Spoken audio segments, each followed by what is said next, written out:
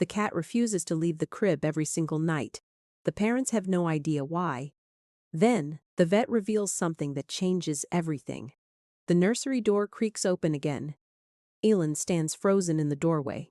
Her heart pounds hard in her chest. The cat is back in the crib. Not again. Elen whispers into the darkness. This is the 4th time tonight. The 4th time she has moved Peipo away. The 4th time the orange tabby has returned. Elen walks to the crib slowly. Baby Emma sleeps peacefully inside. Tiny chest rising and falling gently. Soft baby sounds filling the quiet room. And there sits Peipo, curled protectively around Emma's small body. Green eyes glowing in the moonlight, staring directly at Elen with unwavering intensity. Peipo, you cannot do this. Elen reaches down carefully. Cats do not belong in cribs. She lifts the 15-pound cat gently. Peipo does not fight, does not hiss, does not scratch. But his eyes never leave Emma.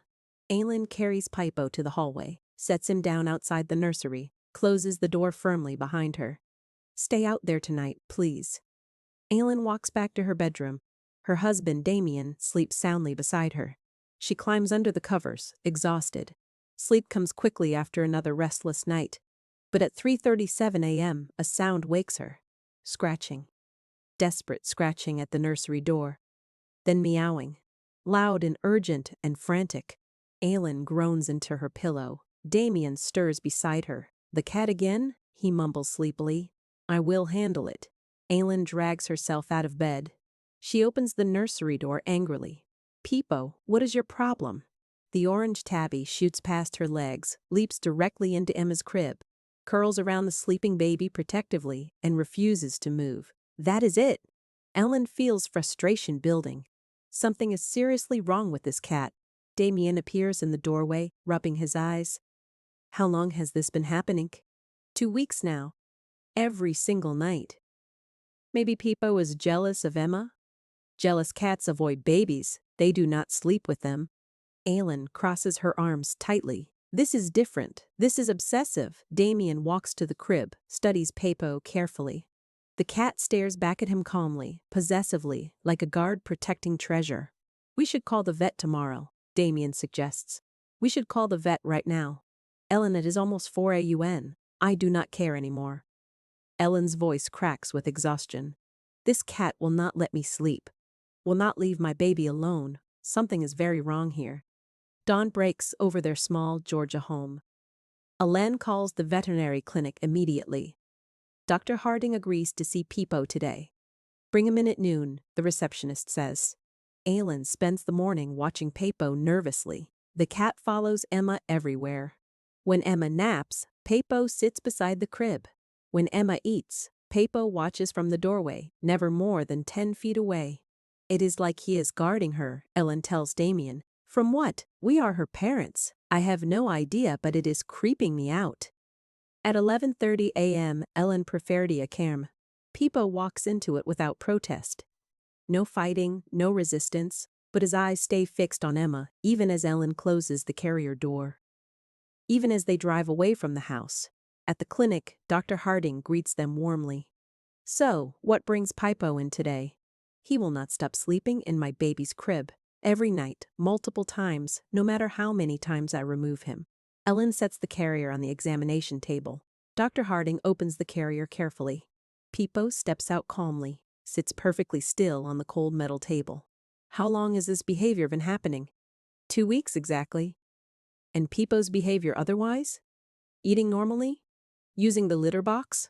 Everything else is completely normal. Elen fidgets with her purse nervously. It is just this obsession with the crib. Before we continue with the vet's shocking discovery, don't forget to like and subscribe. It really helps the channel grow. Dr. Harding examines Peipo thoroughly, checks his heart, his lungs, his temperature. Physically, Peipo appears perfectly healthy. Then why is he acting crazy? Let me run some additional tests. Dr. Harding's expression grows serious. I want to check something unusual.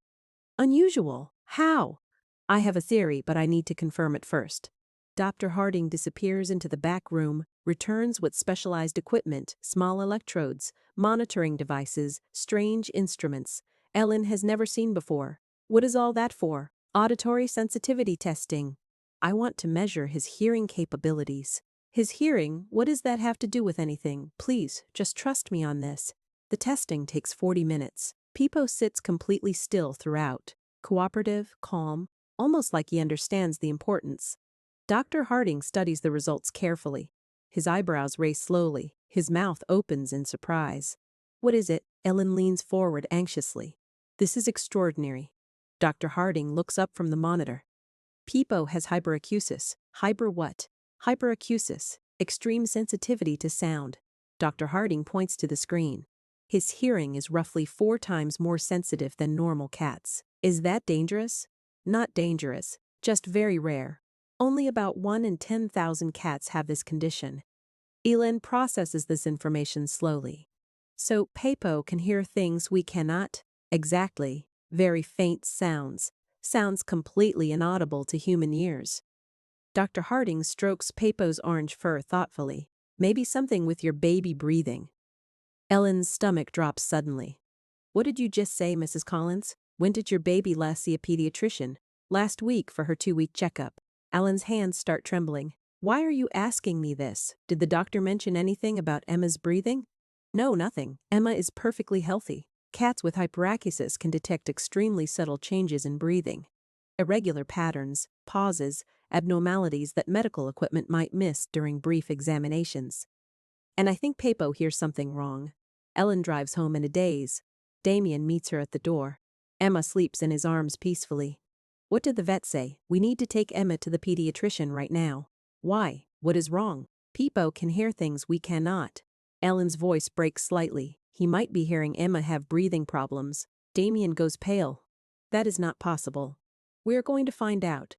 At the pediatrician's office, Dr. Radcliffe examines Emma thoroughly, listens to her breathing carefully, checks her oxygen levels, studies her tiny chest movements. I am not detecting anything immediately concerning, Dr. Radcliffe admits. But you only examined her while she is awake, Ellen argues. You are right. Dr. Radcliffe nods slowly. We need overnight monitoring. Overnight monitoring? Where? Here at the hospital. We will attach sensors to Emma. Dr. Radcliffe pulls out admission forms. Monitor her breathing patterns throughout the night. Measure oxygen saturation levels. Detect any pauses or irregularities. Elen and Damian exchange terrified looks. When can we start? Damian asks quietly. Tonight. Bring Emma back at 8:30 p.m. That evening feels endless. Elen packs Emma's diaper bag with shaking hands. As Damian drives to the hospital in heavy silence, Peipo watches them leave, standing at the front window, green eyes tracking their car down the street. At the hospital, nurses attach tiny sensors to Emma's chest, pulse oximeter on her finger, breathing monitor around her abdomen, camera recording her movements constantly. We will be watching all night, the night nurse assures them. Try to get some rest. Rest proves impossible. Elen sits beside Emma's hospital crib, watches the monitors constantly. Every beep makes her heart race. Every alarm sends panic through her body. Damian paces the small room endlessly. This is crazy. Emma is fine. We do not know that yet. At 11:47 p.m., the breathing monitor beeps sharply. Ellen jumps to her feet. What was that? The night nurse rushes in immediately, checks the monitors carefully. Her expression grows serious. Emma just experienced a 15-second apnea episode. 15 seconds? She stopped breathing for 15 seconds? Yes. Her oxygen saturation dropped to 88%. Damian grabs Ellen's hand tightly. Is that bad? It is concerning. Normal levels stay above 95%. Ellen feels tears welling up. How many times has this happened? This is the first documented episode tonight. The nurse adjusts Emma's sensors, but it might not be the last. At 1:23 a.m., another alarm sounds, another apnea episode, 12 seconds this time. At 2:45 a.m., a third alarm, 18 seconds, oxygen dropping to 86%. At 4:15 a.m., the longest episode yet, 22 seconds, Emma's lips turn slightly blue. The nurse calls Dr. Radcliffe immediately. By 6 a.m., the diagnosis is confirmed. Emma has obstructive sleep apnea, severe enough to require immediate treatment. Her airway partially collapses during sleep, Dr. Radcliffe explains, cutting off oxygen flow temporarily. These episodes can happen multiple times per night. Why did we not notice this earlier? Ellen asks through tears. Because the episodes are brief, baby recovers quickly. Parents are usually asleep. Dr. Radcliffe reviews the monitor readings. But repeated oxygen deprivation is very dangerous. It can cause brain damage, developmental delays, even sudden death. Damian sits down heavily. Oh my God. The good news is we caught this early. Dr. Radcliffe smiles reassuringly. With treatment, Emma will be completely fine. Ellen thinks about Peipo. Suddenly the orange tabby refusing to leave the crib, keeping constant watch over Emma. The cat knew, she whispers. What? Our cat Peipo? He knew something was wrong. Ellen wipes her eyes. He was watching over Emma, making sure she kept breathing. Dr. Radcliffe looks skeptical. Cats do not have that kind of medical knowledge. But they have incredible hearing. Ellen remembers Dr. Harding's words. And Peipo has hyperacusis. He can hear things we cannot, like irregular breathing patterns. Damian realizes exactly. He heard Emma struggling to breathe. Ellen starts crying harder. He was trying to protect her. We thought he was being annoying, but instead he was saving her life. Damian finishes softly. Emma comes home 3 days later, equipped with a special positioning pillow. Instructions for side sleeping. Follow-up appointment scheduled weekly, and Peipo is waiting at the door. The orange tabby runs to Emma immediately, sniffs her carefully, rubs against her car seat gently, then follows Ellen to the nursery. Ellen places Emma in her crib. Peipo jumps in immediately, curls around Emma protectively. I am not going to stop you anymore, Ellen tells him quietly. You were right all along. That night, Ellen sets up the baby monitor camera, watches Peipo and Emma sleep peacefully together. At 2:33 a.m., Emma shifts positions, rolls onto her back. Her breathing becomes slightly labored. Peipo's eyes open instantly. He gently nudges Emma with his paw, pushes her back onto her side. Emma's breathing immediately improves. Peipo settles back down, places one paw on Emma's chest, monitoring her breathing constantly. Ellen watches through tears. Thank you, she whispers. Over the next few weeks, something beautiful happens. With Peipo's constant vigilance and the new positioning therapy, Emma's apnea episodes decrease dramatically. Dr. Radcliffe is amazed at the progress. Most babies take months to show this kind of improvement. We have help at home, Ellen explains. Help from who? Our cat. He watches Emma every single night. Ellen shows Dr. Radcliffe the monitor footage.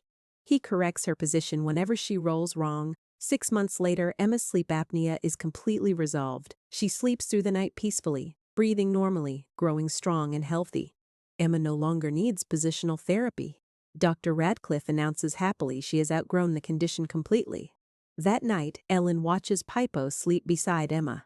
The orange tabby still keeps watch, still monitors her breathing, still protects her constantly even though the danger has passed. You can relax now, Ellen whispers to him. She is safe. But Peipo's green eyes say something different. They say he will never stop watching, never stop protecting, never stop loving this tiny human who needs him. Because that is what guardians do. That is what family does. Sometimes the greatest love stories are the simplest ones.